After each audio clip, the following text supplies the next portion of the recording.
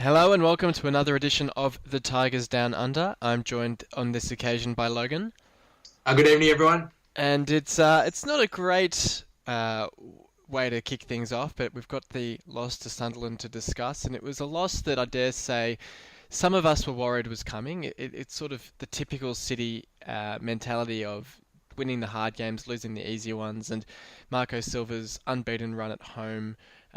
In some ways, was almost written in the stars to be come undone against a team like Sunderland. But what did you make of the game? What did you make of the loss and its fallout for the season?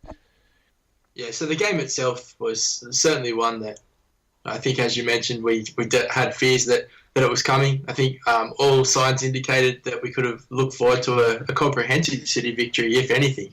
The fact that Marco did have that impressive home run, and the fact that the KCOM had become a fortress, and that we were unbeaten there this year, and to see it fail in the fashion was somewhat predictable, given the City fans and what we've become accustomed to when we do go into those fixtures that we are expected to win. It usually ends up heading the other way, and it certainly had that feel of that Burnley game. No, well, two Burnley games. You remember the 4-1 loss where we scored in the early moments and then ended up being on the end of a drubbing, and also when we went down at home when they were already been relegated. Yeah.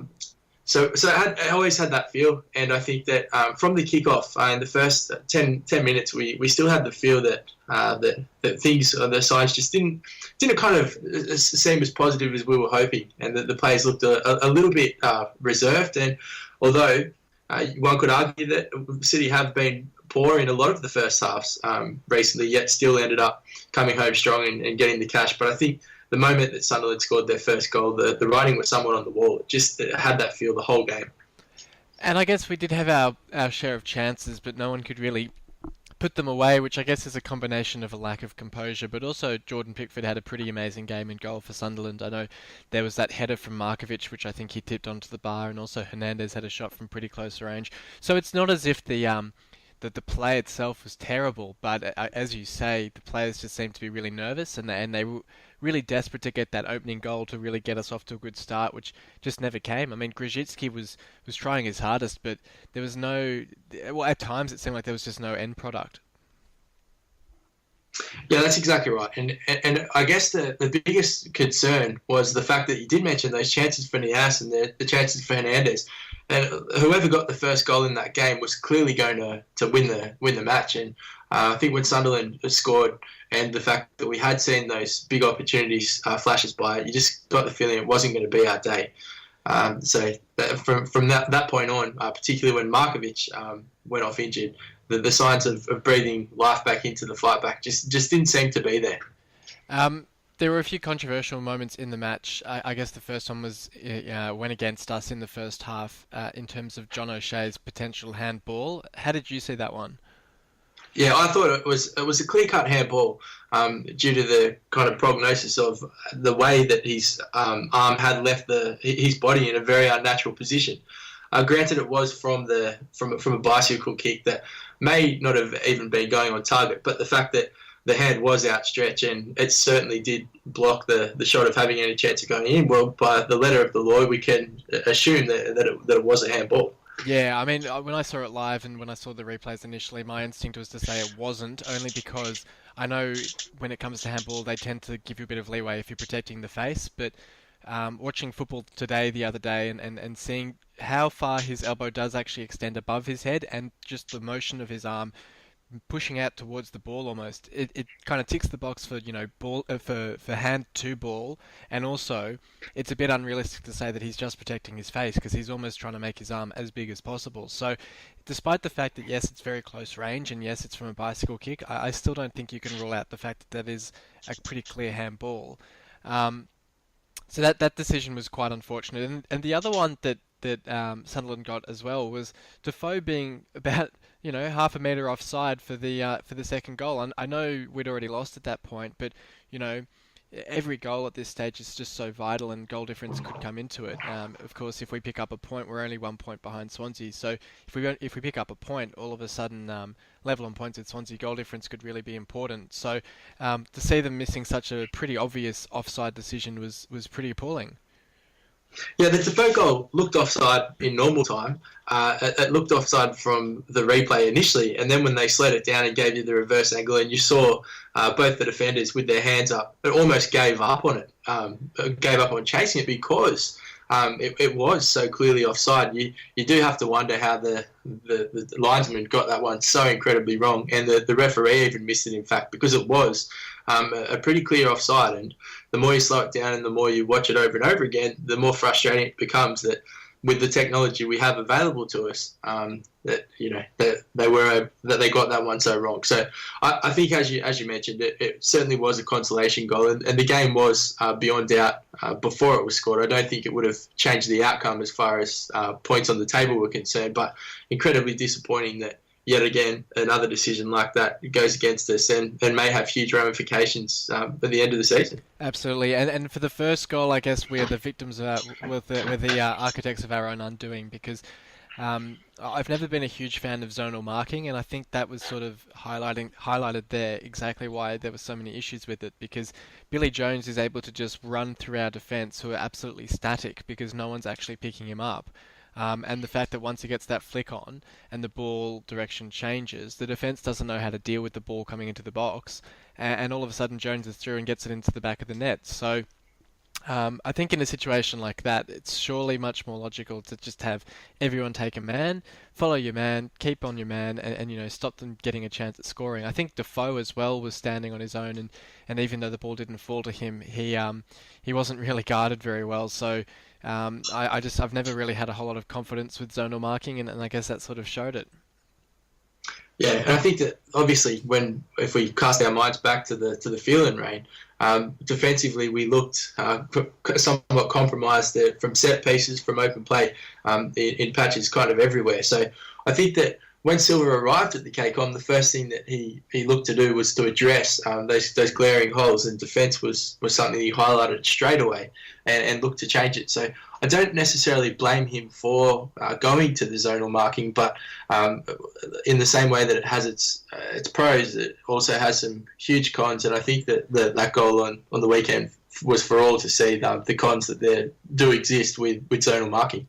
The best system I've heard in terms of taking the best of both worlds with zonal marking is basically where you would have your tallest defenders, so in our case probably Ranocchia and Maguire, basically man marking, say, Defoe and another aerial threat from their team, whether that's Billy Jones or whether that's I don't really know their team that well, but whether it's those players, and you'd have a zonal system and a zonal setup for the rest of the team, but you'd have a couple of players, maybe 2 or 3 defenders, sticking to their men and actually, following the ball and making sure it gets cleared. So it would almost clear up that issue of having those static defenders who aren't actually following the ball and they're just kind of guarding space, because I just don't understand how a defence can just watch the ball go past and not think, it might actually be in my best interest to try and clear this ball out of the area.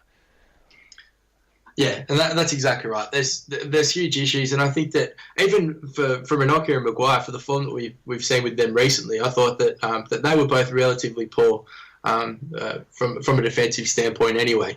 For that game, I just think that it was a case of a lot of people being off that day, and look, it's the more we relive the goals, I think the more torturous it becomes for the City faithful, and it does have that very pessimistic feel about the remaining matches because of the fashion that we lost that game to Sunderland. Absolutely. Well, I mean, on a more positive point then, before we round out discussion of this game, were there any players you thought that left the field with their head held high? I thought Clucas in particular was tremendous in his game. Were there, what did you think of Clucas, and were there any other players that you thought played particularly well?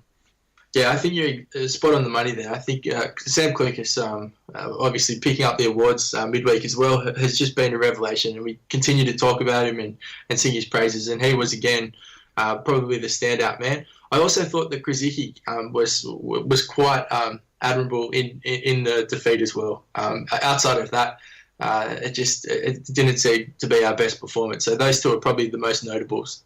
Yeah, and unfortunately, we kind of touched on earlier, Markovic, it seems, is out for the season with that ankle injury that he picked up. So that's at minimum a 2 week injury, but that rules him out for our last two games, and we'll really miss him. His pace on the right has been really invaluable, especially considering that he basically came in as a Snodgrass replacement, and we were kind of skeptical of how we were going to fill that hole. It's a testament to him that we haven't really missed Snodgrass at all.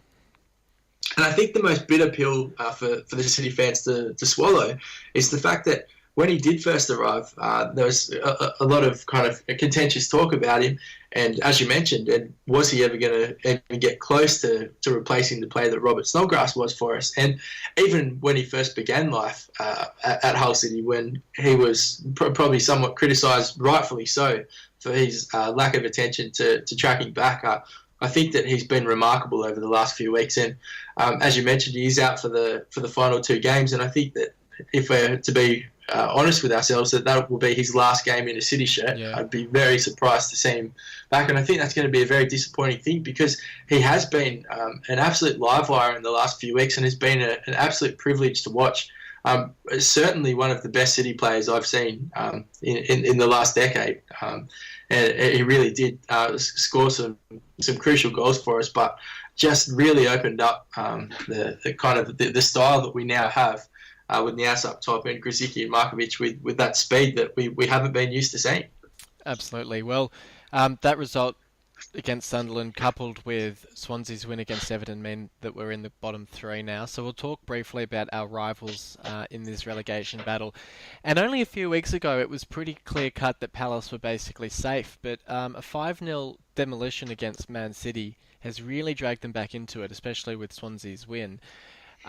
We obviously go to face Palace this weekend, and we'll talk about that game a bit later. But given the fact that Swansea have now got that win and they play Sunderland this weekend, and then obviously have West Brom on the final day, I guess between the two of them, discounting us for the moment, who out of them are you looking at as being more likely to be the team to get relegated? And the $1,000,000 question, and I think that because of the kind of unpredictability at this time, I am almost more likely or more inclined to say that Crystal Palace are now probably favourites for the drop outside of us, who would probably be firm favourites to go down, just because of the fact that if there is a more unpredictable team in the Premier League than what we are, it is Crystal Palace. And we've seen that over the last few weeks. So the fact that they did not only lose to Man City, but they lost in the fashion that they did, does breathe a quite ray of light into the heart of the City fans, because if we can see them stuttering and faltering now, it's very capable of us going there, turning them over, and then a lot of pressure on them to beat United in the final round. And the other thing that augurs well for us, and as much as we don't want to see other players getting injured, the fact that Mamadou Sakho has now been ruled out for the remainder of the season, that their defence has looked really frail without him in there, and obviously I think they've lost 3 or 4 in a row now, including a 2-0 loss to Burnley, who prior to that hadn't won away from home. So as much as people want to go on about our poor form on the road, it augurs well for us that if Palace are dropping wins at home to Burnley, that perhaps it won't be too daunting to travel there. Swansea, on the other hand, obviously travelled to Sunderland in their final home game of the season, and potentially a Sunderland that's now been revitalised after that win against us, and potentially wanting to go out on a high in front of their home faithfuls. So there's every chance there that Sunderland could pull off an upset, and you never know. Heading into the final round, we could be sitting outside the relegation spot, 2 points ahead of Swansea and only 1 point behind Crystal Palace. Given the form that Sunderland have been in, and obviously the point return for the season has been nothing short of woeful, I thought that they did look reasonably organised against us, and it's not beyond the realms of possibility that they can this weekend at the Stadium of Light in front of their home fans really put on a strong showing and turn Swansea over. I would not be surprised to see that. I do, however, believe that Swansea will have enough strength on the final day to get the nod over West Brom. So wherever way you look at it, there's huge possibilities, and I think that the fact of the matter is we have to control what we do, and that probably means 2 wins to stay up. Yeah, putting on my positive hat and my optimistic outlook, we've got We're playing Spurs on the final day, and I'm sure, Tom Huddleston and Michael Dawson will be in their ears about any potential favours they might do us. You've got Jake Livermore sitting in that West Brom team who might be firing up his teammates against Swansea on the final day. And then you've got Jose Mourinho going up against Palace, who might well think he can do his mate Marco Silva a favour. So there's all sorts of little connections around the place. So if you want to be ultra positive and look for any sort of helping hand in that sense. But we'll move on and talk about our player of the week before we discuss that Crystal Palace game in detail. And our player of the week is a rather controversial player, and that's David Marshall, who was signed in the summer preceding this one from Cardiff City by Mike Phelan on deadline day, I believe, or the day before deadline day, which he was basically a signing made to replace Alan McGregor, which is kind of funny in a few senses given the fact that they're Scottish teammates. But Marshall had a pretty decent season in the Premier League with Cardiff, and I remember there was a lot of talk that he might even get a move from Cardiff to a much bigger Premier League club at the time, but ended up sticking with them and playing for them in the Championship again. And he had a really impressive debut for us, which is kind of funny looking back on it now, because he played against Stoke in the League Cup and actually pulled off some pretty impressive saves. And after Jakupovic had a pretty woeful day out against Arsenal where we lost 4-1, it seemed almost obvious that Marshall was going to come into the team and sort of reclaim his rightful place as the number one, or earn his place as the number one. But it really hasn't worked out for him at all, and I think we were going at more than 2 goals a game conceded with him in goal. We had those dreadful days out against Liverpool, Bournemouth, and a few other teams as well. I think maybe I can't remember teams off the top of my head, but there were a few pretty poor showings in amongst those games. What's your take on his position at the club? Do you think the club will look to sort of cash in on him in the summer, or is it sort of a case of, especially if we go down, that he may well be good enough to be our number one in the Championship? That becomes an extremely difficult question to answer, I think, given the fact that the frailties of where we lie at the moment. Yeah. I think that David Marshall in the Championship would be an incredibly handy keeper to have. And I remember the excitement level that I experienced when I saw that we were signing him.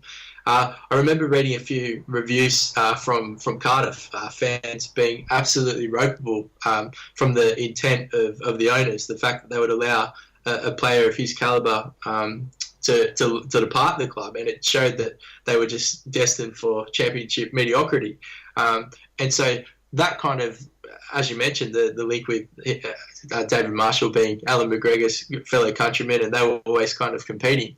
I thought that it was an incredibly exciting signing, and then since then he just hasn't really bothered to live up to the expectation and the hype that I guess surrounded him when he first arrived. I do think, however, that if we were to go to the Championship, he would be a very suitable player to have on the playing roster and would certainly be able to do a very decent job at that level. Well, of course, at this stage, going into the next season, we'll have 3 senior keepers on the books in McGregor, Marshall and Jakupovic. And McGregor as well has been doing okay, ironically enough, at Cardiff. And they've been sort of making a few noises about trying to sign him, though I know his wages are sort of putting them off at this stage. But, I mean, obviously, if we were to get relegated, his wages would naturally drop as well. So there'd be less competition, I suppose, for Cardiff in that sense to try and sign him. Would you then say perhaps that McGregor's the most likely to make way in the summer? I think that it's almost a formality that Alan McGregor won't be at the KCOM next year, regardless of whether City resolve their Premier League status or whether they do find themselves again in the Championship. I don't think he will be there, regardless of his wages and whatever other speculation. I think that he will end up at Cardiff or a club of the like. I just don't feel that McGregor still has what it takes to be a number one in the Premier League, and that would mean obviously buying his time on the bench. And I just can't see him being too happy to do that, given the nature of the injury that he did have and how long it kept him out for. Yeah. Do you suspect then that? I mean, I guess it would depend on. There's a lot of variables at this stage, but how does that then bode for Jakupovic? Would he sort of be seen as the number one to begin the season, do you suspect? Or is it more a case then of, fresh start, fresh season, maybe give Marshall a decent chance and a decent run at it? I think the biggest fear would be that if we are to go down, I think Jakupovic would be able to find plenty of available suitors that in the Premier League that probably would come looking for him now, given the form that he's shown this season. So whether Jakupovic is to stay on at Hull City if we are to go down is still somewhat unknown. So answering that is a very difficult question. That's true. And I guess in the fallout of the season we can have a much clearer discussion on where the futures of most of our players will lie, but it's certainly an interesting one to ponder. And with 3 senior goalkeepers on the books, as we do have, it's a very interesting situation to be in. But a game that will play a big part in deciding which division we'll be in next season is the game against Crystal Palace on Sunday night, our time, at 9 p.m. So it's a pretty friendly time of night to be watching the game. So at that stage, we're sort of in the reverse position of Swansea from last week, where we'll already know what we need to do. I mean, if Sunderland beats Swansea, it gives us a great impetus to go to Palace and get that win to get out of the relegation zone. Or if Swansea do get the win, it sort of makes it a very much do or die clash. Because of course the potential is that if Swansea do beat Sunderland and we then lose to Palace, we'll actually be relegated on the Sunday night. So how do you see the game panning out, and what's your take on travelling to Selhurst Park and our sort of record or form or expectation to go there? It's certainly a game that anything can happen in. And I know that sounds like an incredible cliche, but given the fact that, as we mentioned before, how unpredictable we can be, and certainly how unpredictable Crystal Palace can be, I think it's just got that feel in the game that it could be an absolute drubbing, and one team could run out easy winners, or it could be one of those games at the death. I'm still predicting a high, maybe 3-3 scoreline, similar to what we experienced earlier in the year, just because of the way it's going to have to be open. Obviously, we're going to be looking to win the game, and Palace will know that if they get a point, that'll be enough to keep them safe as well. So it's going to be an incredibly difficult game to play. I think it's going to be it's certainly going to be stressful given the magnitude of what's at stake. But I think that the pace that it will be played at and the nerves that will come into play, you could see some incredible things happen. I don't know what to make of it. I don't even want to hazard a prediction because of I just think that it could be anything. I guess it's a bit funny that we've been talking for a few weeks now about wanting to see 2 strikers up front, and in a lot of ways I feel like that was almost our undoing against Sunderland, because Marco Silva has sort of prided himself or made it sort of a trademark that he's been able to bring a striker off the bench and really change the dimensions of the game late in games by either bringing Nias off the bench or Hernandez off the bench. Of course, we had that great win against Swansea where, in a very similar position to how we were against Sunderland, we brought Nias off the bench and he scored those 2 quick goals. So to not have a decent striker on the bench, I mean, we sort of turned to Mbakani. It really kind of lessened our ability to make those sorts of dynamical changes off the bench. Do you see Silva perhaps dropping either Nias or Hernandez to sort of regain that advantage? Yeah, I don't think that we will go to Selhurst Park and play 2 strikers, not by any stretch of the imagination. I think that Marco Silva will be very deliberate with his tactics, and I think that won't involve looking to find an early goal and to rest on our laurels. I think it will be a much more calculated plan, and I think just because of the fact that we're away from home and our away form certainly doesn't bode well, I think it will be a very measured yet deliberate approach, and I think that will include only having one up top. And now, of course, with Markovic ruled out for the season, but also word that El Abdellaoui might be fit for the game. How do you see us lining up on that right-hand side? Do you see perhaps El Abdellaoui coming back in at right back and either Elmo getting pushed forward or perhaps Grzycki moving to the right and Maloney coming in on the left, or Klukas pushing to the left? How do you see it? I think that probably the hardest thing to pick about this is how consistent Sam Klukas has been in the middle. I think that we were very quick to assume that he was much safer in a wide playing role when he first arrived at the club. But we're starting to see the value of how he is in the middle, albeit that Tom Huddleston is extremely capable as well. El Mohammadi, we've spoken about as being out of form in recent times, and to the extent where I think he was even booed on the weekend by the home fans. I saw an article written about that. So he's certainly not in the form of his career. If Abdullawi does come back, that does provide the easy option for me is to play Elmo higher up the pitch, and whether that would warrant a response from him, I'm not so sure. But I think that would seem the most likely safe option, particularly given the fact that Maloney hasn't played all that much football recently, and at the same time, as you've mentioned many times before, it seems to look like a much better option when used as a substitute rather than a starter. Absolutely. And I guess the third one, which you've sort of touched on there, is in terms of Huddleston, perhaps starting over NGI, who didn't have the most convincing of games against Sunderland.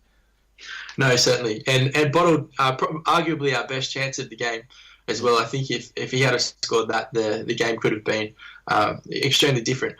Granted, I think that NDI has been an absolute colossus since he arrived, and to drop him on the back of one poor game, I think would be a little bit harsh, because I've certainly enjoyed watching him and love the amount of ground he covers in his time on the field. Well, absolutely. It's going to be an interesting game, and there's a lot riding on it for sure. So we'll all be tuning into that one with great interest. Do you think you can hazard a score prediction before we head off, or just absolutely no idea?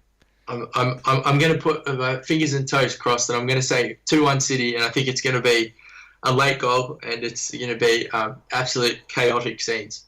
Yeah, I really hope we can get the win, because obviously if we don't get the win, even a draw may not be enough for us. I mean, I suppose if Swansea get the win, a draw would at least take it to the final day, but only in mathematical terms. I don't think we'd make up the goal difference if that's what it came down to. So I hope we just throw everything at it. I hope we really go for it, but I hope that the Sunderland game was hopefully a wake-up call for the players, and that they can play with a bit of abandon against Palace and really sort of set up a fiery finish to the season. And yeah, I might go 2-0 to City in a replica of the 2015 game when we were there last.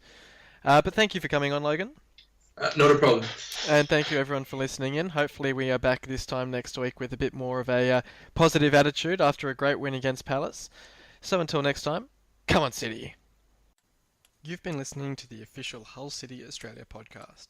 For more discussion, join us on Facebook in the Hull City AFC Australian Supporters Group, or follow us on Twitter at Hull City AFC Oz. The music was created by Amber and Black.